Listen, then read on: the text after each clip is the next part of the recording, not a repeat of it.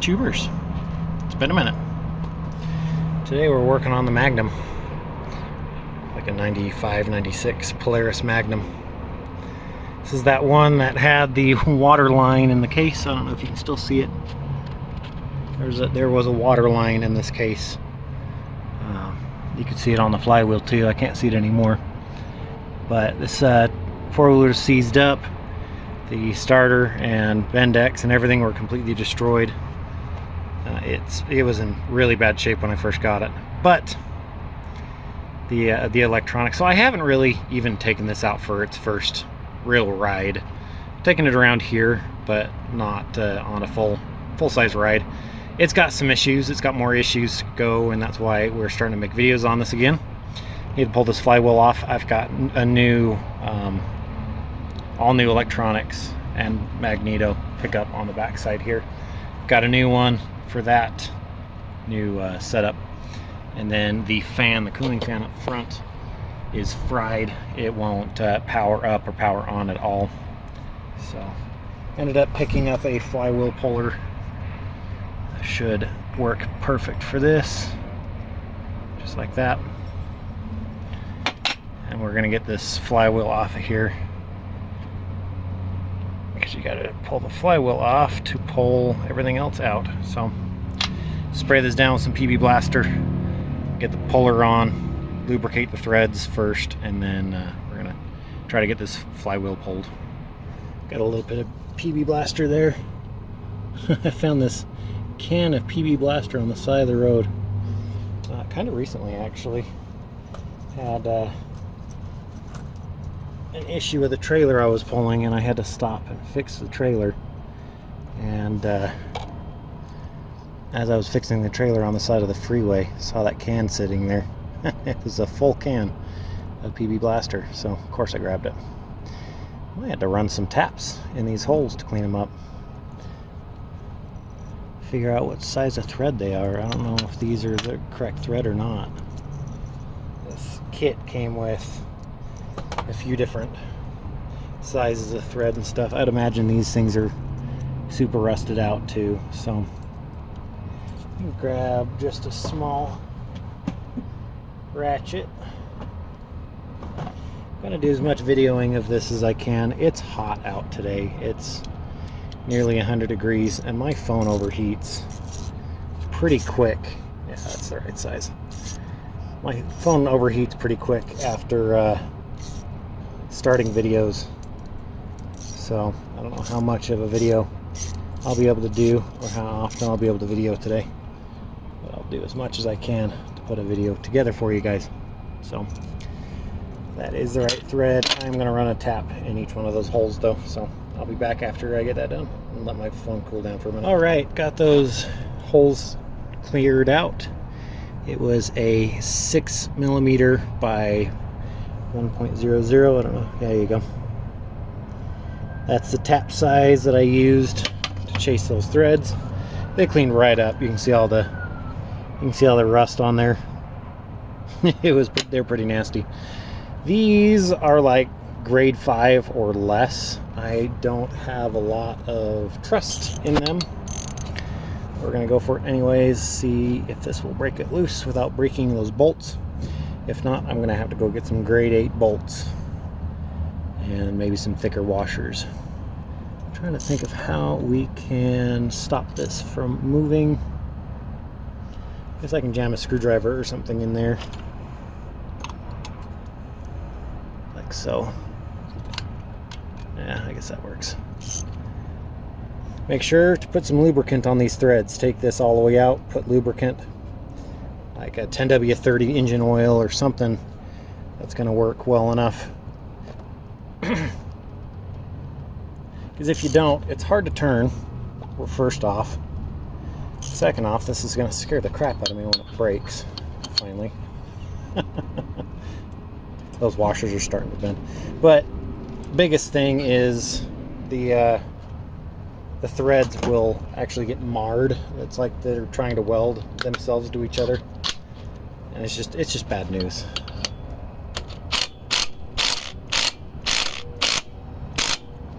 Okay, it's starting to bend a little bit. We got some good tension on it. I'm gonna grab a hammer really quick. We're gonna smack that with a hammer. Now the reason why you want to smash it with a hammer is name of the movie.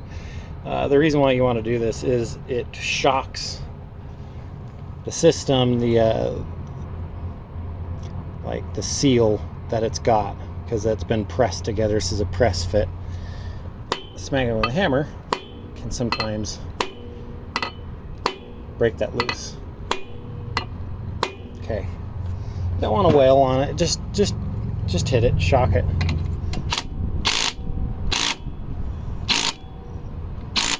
Yeah. We just stripped out that bottom bolt, or the nut at least. I think we might have to go get some grade 8 nuts and bolts, because this ain't gonna work. This part's fine. It's the nut that now no longer has any threads in it. You can see. Let's see if we can focus in here. You can see the actual threads still stuck on the bolt from the nut. So we're gonna go grab some of those guys real quick. Probably just run down to Ace Hardware. All right, so finally made it back. I ended up going on a bit of not a tangent, but went around to a couple different stores, getting a couple different things. Anyways, didn't have grade 8, but I got grade 10. It's even better. That's fine. Just trying to get this off now. Okay, it's pretty tight. Go ahead and smash it with a hammer. Sometimes smacking it like that, you'll actually find that it's gone a little loose. There we go. I see so many people struggle pulling these things off. Even to the point of some kits coming with brand new flywheels, because so many people destroy them, heating them up and doing different things. It's really not that hard, guys. Make sure you lubricate these and go get better hardware. These were grade 10 point something or whatever. These are going to go in the kit. I bought more washers too, because we bent the washers up pretty good. So not bad at all. I don't know what everybody's talking about.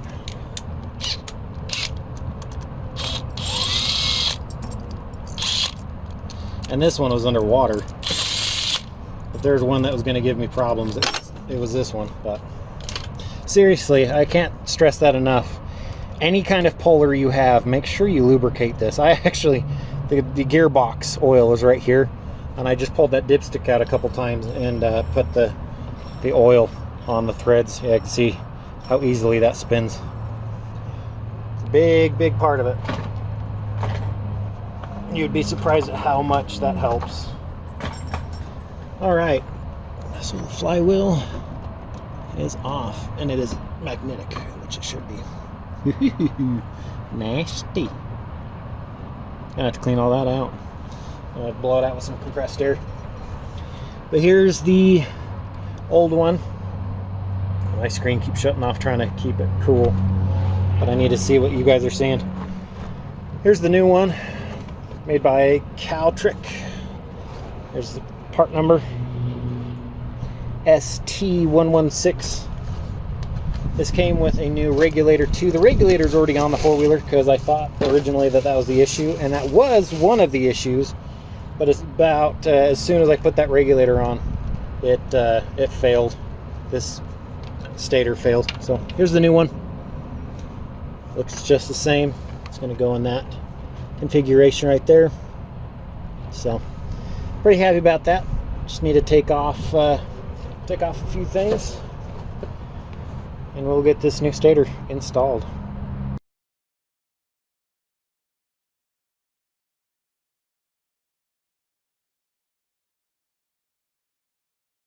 Alright, so we got that guy off of there. These 3 screws holding this on were barely on there. They're not tight, very tight, so we'll kind of try to replicate that when it goes back together. There's one more wire in the back, I'm guessing for ground. That was grounded to here. That one stripped out about as soon as I looked at it. I was able to get it to move with a pair of channel or vice grips. So, take a look at the new one here. I got that one wire as well. Hopefully you can see that well enough. So, pretty happy to have a new one. Like I said, I bought it with the regulator, because just buying the regulator alone and then buying the regulator with with this part was nearly the same price where I was looking. So for just a little bit more money, I was able to buy the whole thing, the whole kit and caboodle.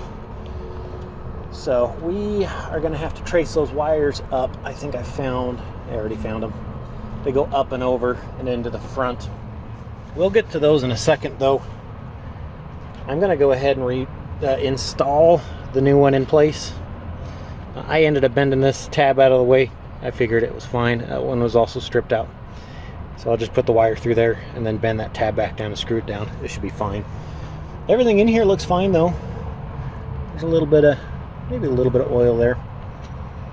No, that's PB Blaster. So I think everything's good in here.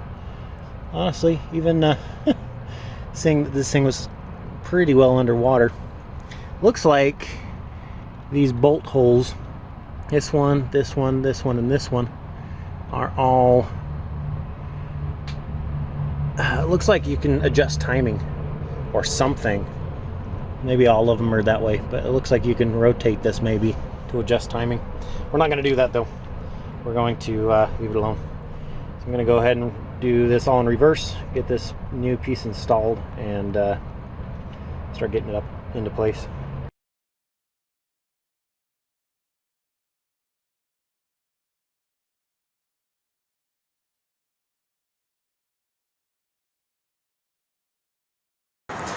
All right, so phone's overheating over and over again. I've actually got a plug-in cooler here, and phone's currently sitting in there to cool down.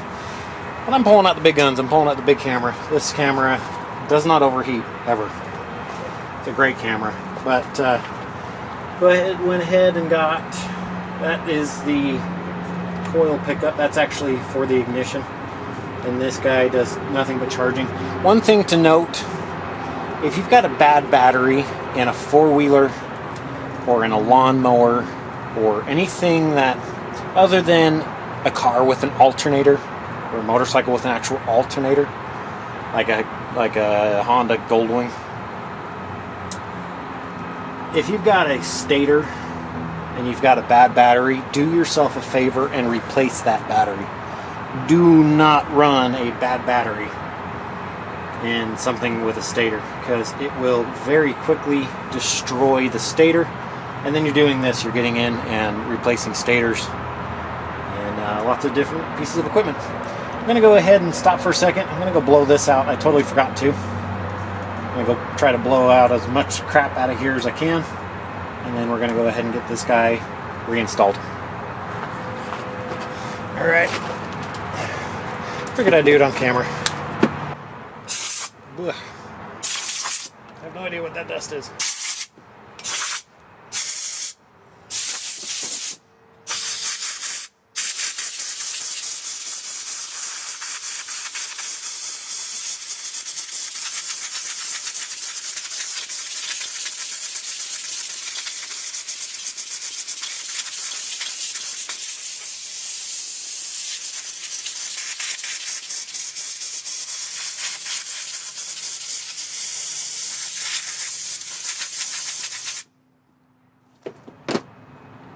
Believe it or not, compressed air is one of the best ways and easiest ways to clean off a magnet. If you've got a magnet with a whole bunch of metal shavings or anything like that on it, compressed air is the way to go. Kind of interesting. You can see right here, I don't know, this camera's not very good at focusing. You can see that this sat in one spot for a long time and had some rust on it. There's actually the shape on two of these magnets. I imagine that's not going to do anything to anything, but the shape of one of these guys sitting real close to it. Kind of interesting. All right, and This guy right here is the pickup for the ignition. That's actually where it picks up the signal for the ignition. That's got rust on it. Just do a quick scrape here. I don't think it needs to be crazy clean. It ran just fine with that on there. So a little cleaner's not going to hurt. Alright, let's get this guy reinstalled. Just like so.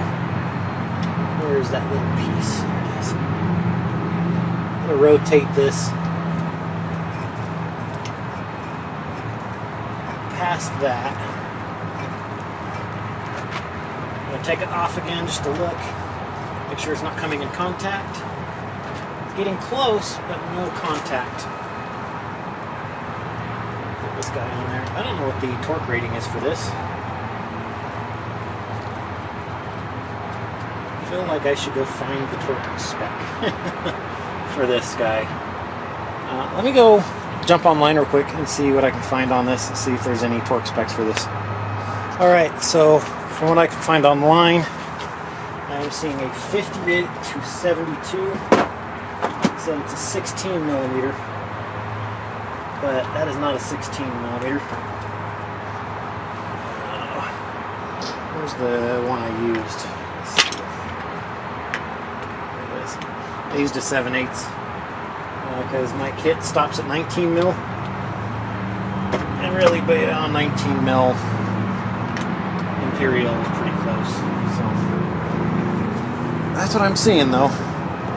It's saying 19 millimeter. 4-stroke engine specs. Water pump nut, so on and so forth. It says flywheel. 16 millimeter, 58 to 72 foot-pounds. Well, we're going to set it to 58, lowest end of the torque spec, and we are going to go from there. Alright. How am I going to fix this thing so it doesn't move? I'm not sure yet.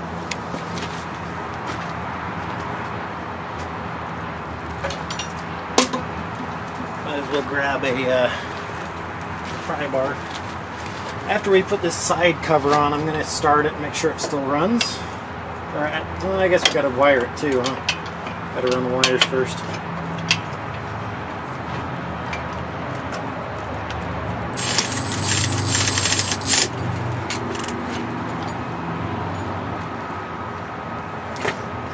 Got a little bit of an extension on that.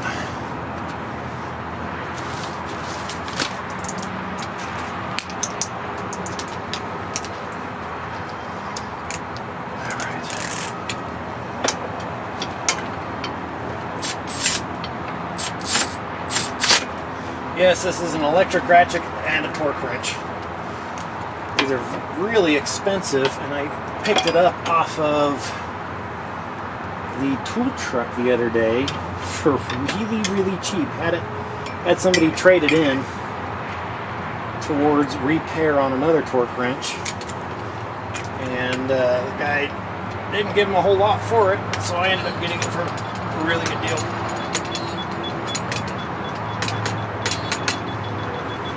Oh, 52 so far.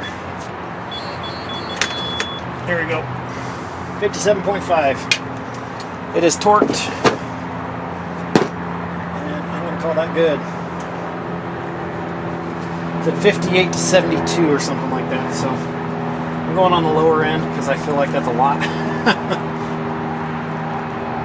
Okay. I need to put the cover back on. Here's the cover. That's where the Bendix sits inside. Cover needs to go back on, and then we need to run the wires up and through. And I'll try to do the best I can on video, putting the wires in. Alright, so we can see inside here, new wiring, running out of case, old wiring sitting next to it. We're just going to run this wire right here, up and to the front where it is currently run. All right, bringing it up and through here. You can see this like triple plug here. You can see the triple plug there, so that's going to be part of it. You got a ground. I'm guessing that brown part right here is the ground. And yes, I did hook up the ground behind the flywheel. That is shrink tubing that has not been shrunk down. I'll have to shrink that down. Kind of funny. Anyways, and then these yellow wires all run up to the regulator up front. So just a matter of finding each wire, each plug up in this rat's nest up here, unplugging them from the old harness and running the new harness in and through.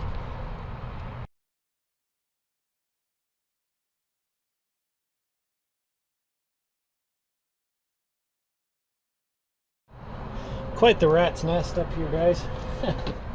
Hopefully you can see I didn't even realize the bottle was sitting there kind of in the way. Just a matter of finding the plugs, unplugging this, unplugging that, plugging this in where it should be. This guy's got to come unplugged. All while also trying not to unplug anything from the rat's nest unintentionally. Because this rat's nest here, they're crazy. Kind of crazy that they even did that in the first place, and that's not their first quad that they did that on. They did this on a lot of quads. I mean, it works, but this is hard, guys. It's more the bending over and hurting my back trying to figure out where this goes and where that goes and why this goes here, and that's from the harness. That's the one lone yellow wire, I'm guessing. We'll unplug this here. Yep. And then that guy runs from here, plugs back into there, just like so. It's just a matter of going one by one, figuring where everything goes.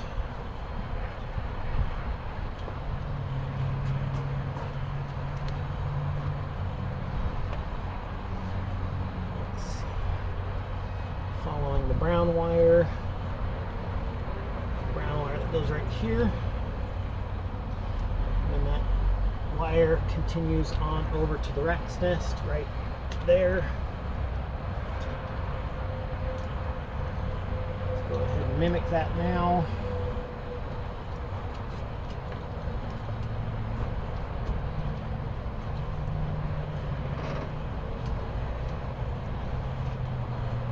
That'll go up here.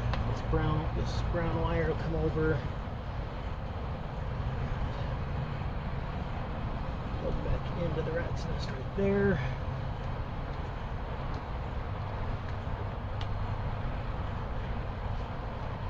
Just a whole lot of plugging and unplugging wires, guys. All right, so we're gonna go for the first start here. There's the old harness. I never checked it. Never made sure that this was the issue. I just had the new part sitting around anyway, so I'm like, might as well throw it on. You're seeing the readout there, the 12.58, 12.57. Just kind of floating around there. That is battery voltage. I got test leads going down to the battery. I'm gonna go ahead and start it up now, and we're looking for mid to high 13s, possibly into the 14s if the system's working really good.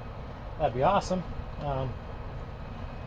Still need to kind of zip tie wires into place and make it more permanent. But let's go ahead and go for a start here and see what we get.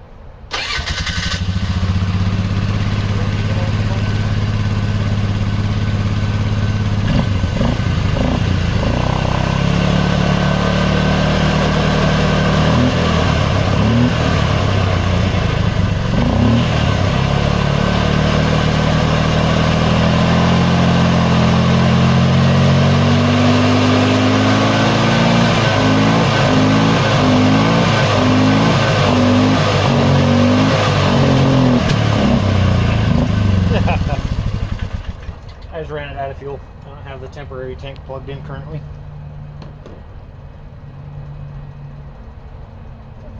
Oh, it's just the sound of the exhaust getting hot. I was like, what is that noise? The tank that we put on previously, the used tank, ended up cracking, completely disintegrated, which didn't make me too happy, but go ahead and go for another start. I'm gonna have to turn the choke on for a second.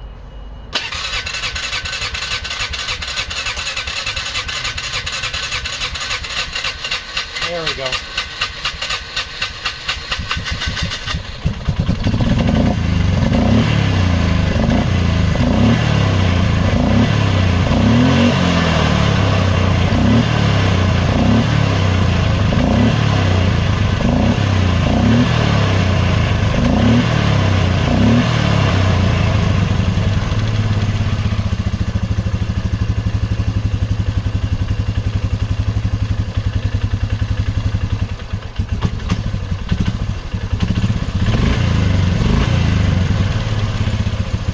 Pretty happy with that.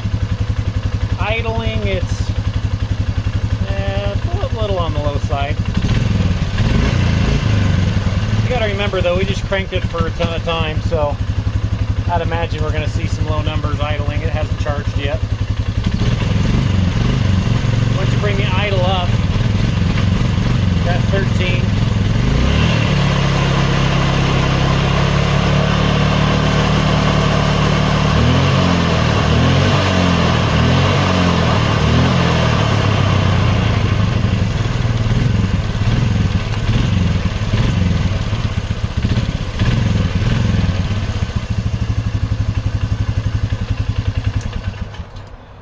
Well, I'm pretty happy with that. I think that's a confirmed fix. Let's drop back down there. Sorry, I was just making sure my camera is working good still. It's finally cooling down enough. I'm going to put that on the charger and let that charge the battery back up while I'm working on some other stuff. I'm going to put the new tank on it. That's another used tank. That's all you could buy for these things nowadays. Cranking it a bunch, I think we drained that battery a good amount, but it was charging. We did see like high revving, like 15 volts there. I don't think that's going to be an issue. I would worry if we were seeing 16, 17 volts, 15 volts. I don't think there's going to be an issue with that. So that being said, I think we're going to end it here. This is a stator replacement video, and we will continue on with this four-wheeler on another day. Hope you guys enjoyed. It's been a minute since you've seen this quad last. I'm hoping to get it together and take it up camping here maybe this coming weekend. So hope to see you guys in just a little bit. See ya. Bye.